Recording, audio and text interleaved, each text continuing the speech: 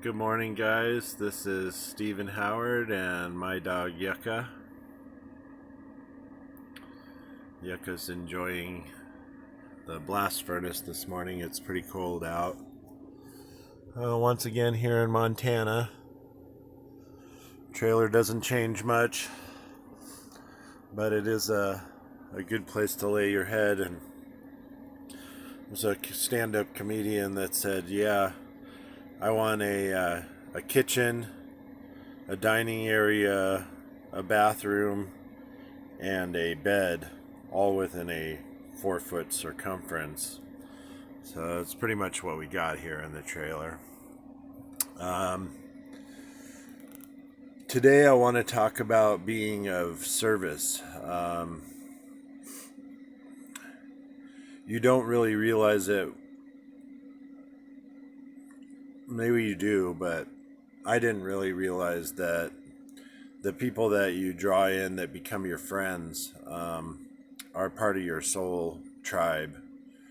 Um, for instance, my buddy Bill, I feel like we were engineers on the battlefield. Maybe in Scotland or somewhere very medieval times, and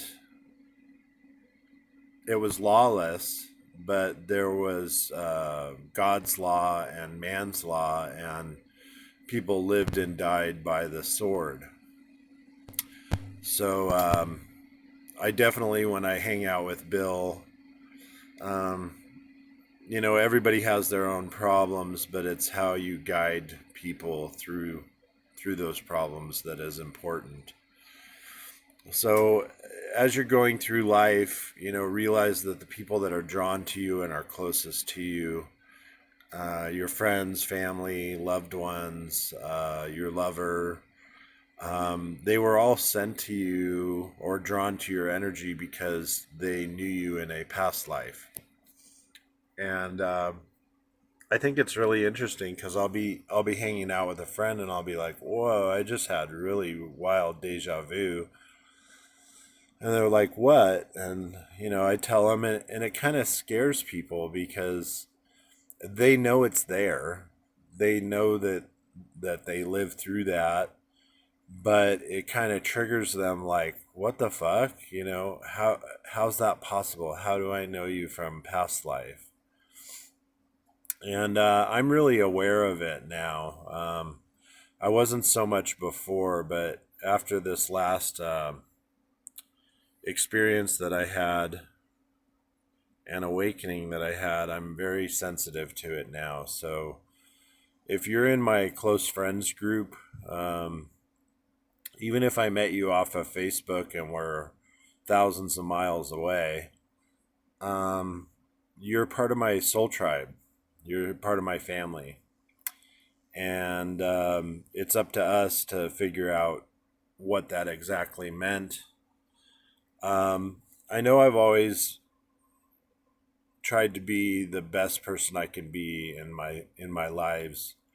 At the time, sometimes people don't understand me or I don't understand them, but the lesson that we learned from each other usually resonates for the rest of your life. So today, as you're kind of going through, it's Sunday, you might end up going to church. If you're not a church going person, then Sunday's usually spent laying around, and then wake up and have pancakes with family. But just kind of be aware that even your children that were born to you, even your distant relative that calls, um, your father, everybody was in a past life with you before. And um, I always get the feeling that, like, um, I went off to battle and never came back. I was killed on a battlefield, and so people always wondered what happened to me. And it's funny, I haven't died in this lifetime, but I have an awful lot of people that wondered what happened to me. Um, probably in Las Vegas. I can only imagine the rumors. Last time I left Las Vegas for, I think I was gone for almost a year. I came back for court and I was skateboarding around on the strip and ran into some friends of mine. And a friend of mine said, "Oh, I thought you were in prison." "Yeah, for that shooting thing, or whatever." And I said, "No, if you look at my skin tone, I've actually been in Montana and been living my best life," and explained what was really going on. And they go, "Oh, well, everybody on the strip thinks that you went to prison because of that shooting thing." I said, "Please let everybody know that I'm alive, well, healthy, and free, and that I won my case, and I'm actually up in Montana, trying to live my best life." So hopefully that rumor got changed, but I think my point being is that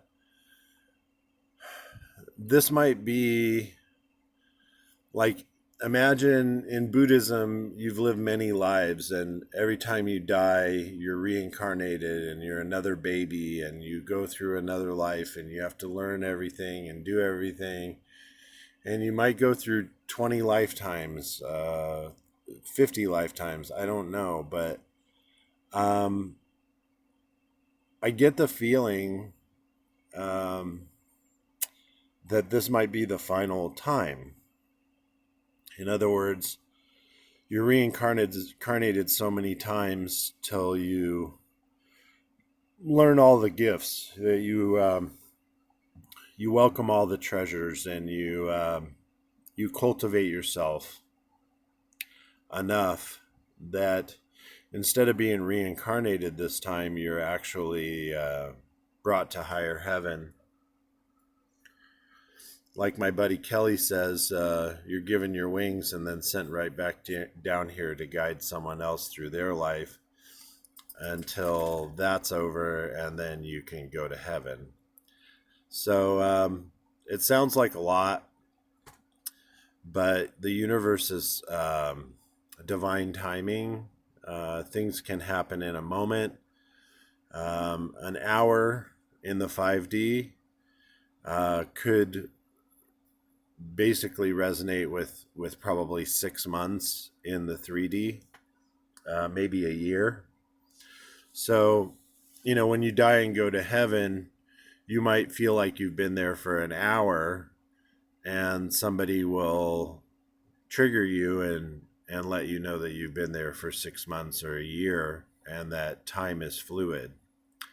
So it really is true. Even in this life, in the 3D, life is very fluid. So keep going after your dreams, keep going after what you think is right, and keep standing up for what you believe in.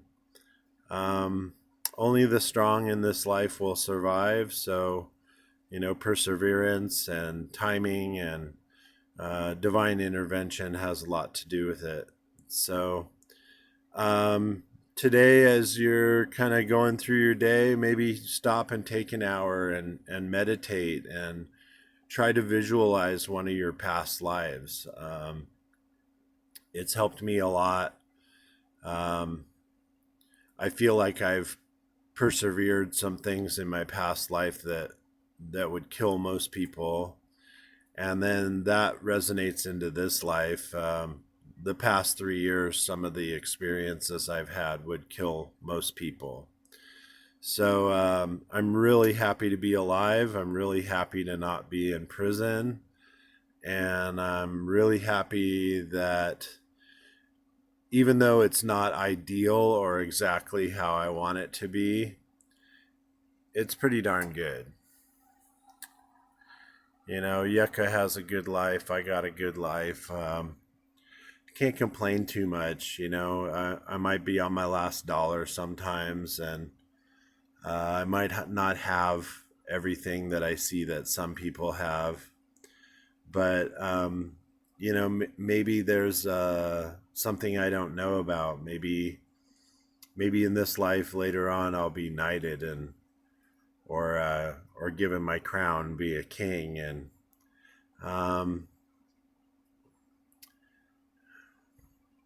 it was really hard to leave Las Vegas, because when I left Las Vegas, I felt like I was leaving my throne, and I felt like I was leaving behind, almost like Siddhartha or Buddha. Um, his father was the king, and he had the gate walls really high, and everything inside the palace was amazing. But if you went outside of the palace walls, you would see the real world and see the pain, the homelessness, the pain that the world had. And Siddhartha said, well, I can't live within these walls anymore. I have to see for myself. And once he saw, he was immediately headed for enlightenment. So Yucca's saying hello. Good morning, Yucca. Yucca is my spirit animal. She would run alongside the horses if we had them. And I don't know. I guess what I'm trying to say is, we can go through life with the blinders on. We can take the blue pill and keep everything how it was. Or we can take the red pill and realize the reality of life and exactly where we're at and what's going on. So I chose the latter. I've chose the red pill, and my blinders are off. I'm fully awake and aware of what's going on. And I think it's time. It's been 48 years to get to this point.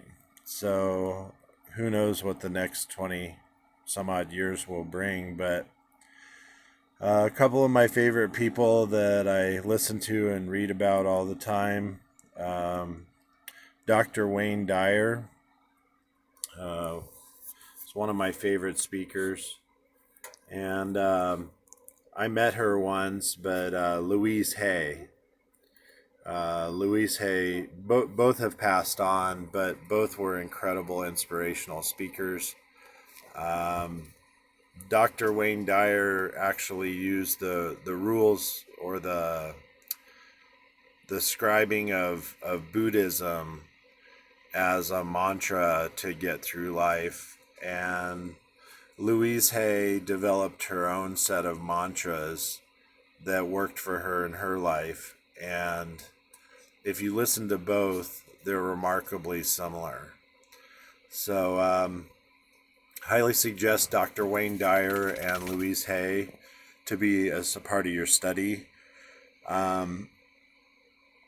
believe that the emperor wears no clothes, so you might see me naked in the next video. No, I'm just joking. But I think that as you're going through life, it's important to listen to other people and their stories and their scenarios of how they've dealt with it. But the most important thing is to come up with your own belief system, your own things that help you get through life on a day-to-day basis, and just enjoy life. The sun is shining, the birds are chirping.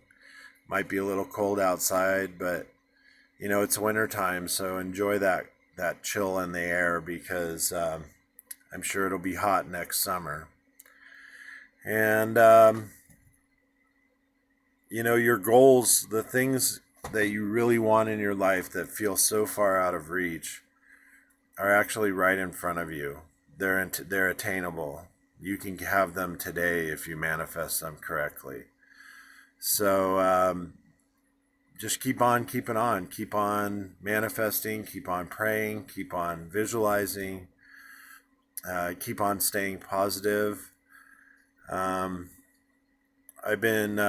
probably do another video sometime about our inner negative voice. But I think my inner negative voice has ruined more things in my life than anything, um, that were self-sabotaging quite a bit, and we're limiting, because of our beliefs, we're limiting our ability to achieve our goals.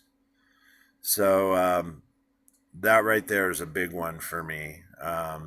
Something that I'm working on constantly is that I'm good enough, I'm smart enough, and gosh darn it, people like me. So as you're going through life today, take a good look in the mirror and tell yourself how beautiful and amazing you are, that you were a gift to your friends and family, and that your guides are around you, and you have everything that you need in this moment. We don't need much more. So anyway, have a great day. Mahalo, guys. And look out for the next video. Things are definitely progressing quickly, so I can't wait until I'm shooting a video and I point out my significant other or my soulmate next to me. I'm still waiting, still patient, and still working on it. In the meantime, I love everybody as much as I possibly can with my entire being. Yeah, so love is always the answer. Have a great day. We'll see you soon. Bye.